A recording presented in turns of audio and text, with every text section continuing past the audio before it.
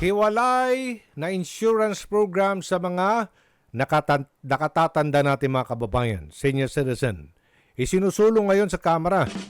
Yan po ay para matulungan ang mga kababayan nating nakatatanda na madalas ay malaki ang kanilang bayarin sa ospital. Makakausap natin ngayon si United Senior Citizens Party List Congresswoman Ma'am Milagros Magsaysay.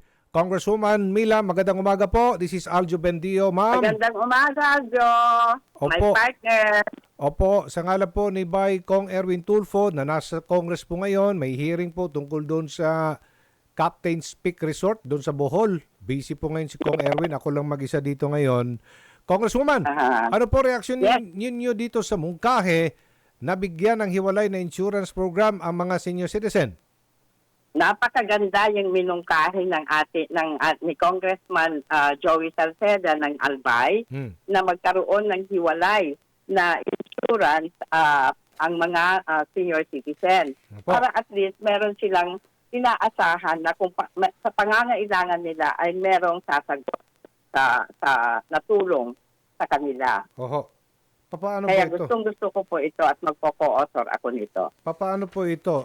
Anong insurance corporation or company kaya ang kanila pong pwedeng i-avail? PhilHealth ba ito? Paano po ito? Sa PhilHealth. PhilHealth. Under PhilHealth ito. Okay. Oo. Yung pinanukala ni Congressman Salceda na House Bill 520 ay better known as PhilHealth Reform Act.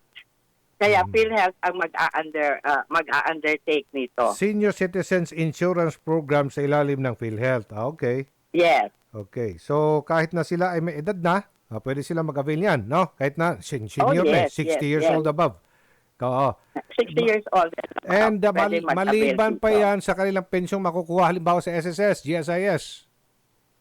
Yes.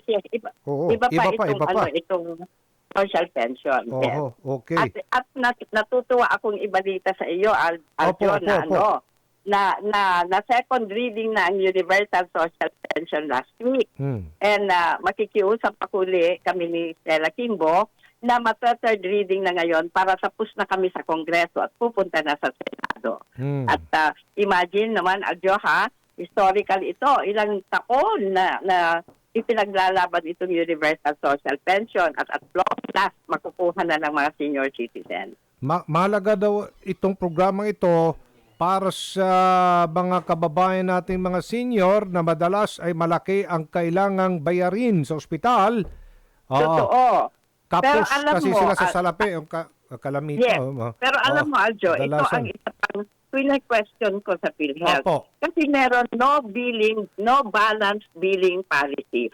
Anong pagkakaintindi mo yon? Pag may ma-hospital na senior citizen, ang sabi nila, no balance billing policy. Okay. Ano ba ang pagkakaintindi mo doon? Di ba libre? Libre. Dapat libre, walang babayaran Yes. senior citizen. Opo. Pero kung kalabas sa hospital mga senior citizen, meron pa rin silang binabayaran. So, sabi ko, bakit? Ano pala itong no balance billing policy nyo kung may babayaran din? Sabi, depende daw sa sakit. Anong klaseng programa yan? Bakit mamimili ng sakit?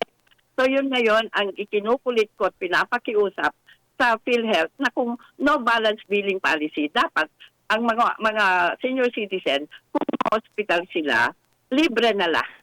Kasi ang laki naman ng pondo ng senior citizen sa PhilHealth. Ano ba ito? Pati na po sa mga private hospital, libre lahat, mga senior? Ay, hindi. Sa government hospital lang. Okay. Pero sa private hospital, meron lang konti eh. Kaya nga sabi ko, bakit ganyan ka konti? Maski million, ang bill ng konti lang ang binibigay, 19,000, gano'n. Bakit hindi na lang nila ipeg sa 100,000 kung private hospital? Pero kung government hospital, dapat libre na lahat because of their no balance billing policy. Saan po kukunin itong pondo para po dito? Tama ho ba sa maganda ito, syntaxes at kita ng PAGCOR? Yes, syntaxes na ito rin yung nagpopondo para sa senior citizens sa PhilHealth, no? Tapos, pwede naman kumuha sa kita ng PAGCOR at kita ng PCSO. Okay, sige po. Maraming salamat po sa inyong panahon, oras, Congresswoman Mila. Maraming Opo, ingat po kayo, ma'am. maraming salamat po, partner Aljo at saka Erwin. Talagang mahal na mahal niyo mga senior citizen. Ingat po kayo, Congresswoman, at maraming salamat din. Thank you.